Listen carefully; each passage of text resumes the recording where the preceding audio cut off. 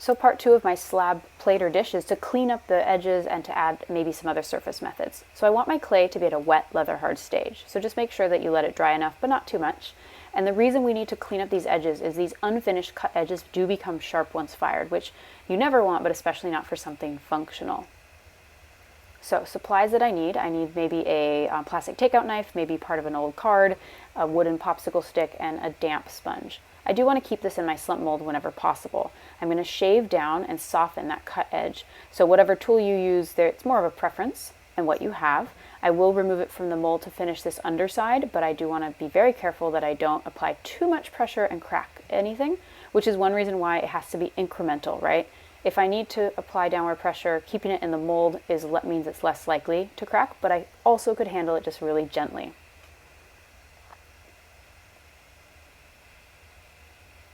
So just incremental small changes do two things. One, it makes sure that you don't, you're not as likely to do like a big chip that is harder to fix. And it also means that you're not applying too much pressure in one area that is more likely to warp, chip, crack, or break your piece. Now I'm going to finish the edge now by softening it, and I can do that in two ways. So you can see me here using my just barely damp sponge. Sometimes I find I need to go back and shave down a little more. As you've noticed, it is all about a back and forth of, finishing and then realizing I need to do a little more and going back and forth. Don't skip those steps. The other thing you can see I just did here is I got my fingers damp and I'm running those around the edge, and that's another way to soften the edge of my plate. And I can see, oh man, I forgot the bottom, so don't forget that. Go back and fix it. You can't fix this once it's fired. So the forming stage is super critical for making a finished piece.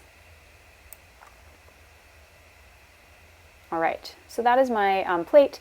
You can do a few variations for the edge. So this is like a pinched edge, so I finished it just like normal. But then what I'm going to do is I'm just going to take my fingers and pinch along the edge, and that kind of creates this little scalloped, pinched, raised edge. So, there's not one way to finish a plate or a dish or anything, really. It's all about playing around and finding what you like. So you can see that edge here.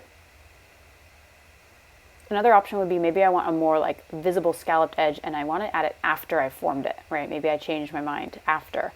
You can see that I actually, in my earlier video, had created a scalloped edge in a different piece and didn't like it. So I'm kind of going back and forth and just, like I said, playing around here. So I've just carved that out.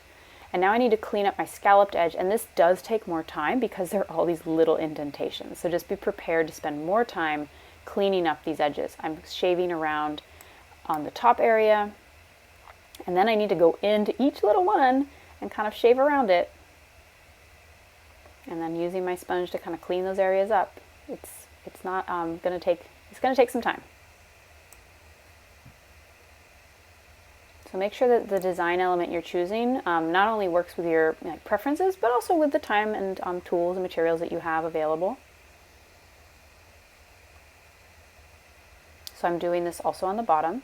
And again, I'm finishing the edge with a damp sponge. This one I would be less likely to use my finger because of all those little indentations.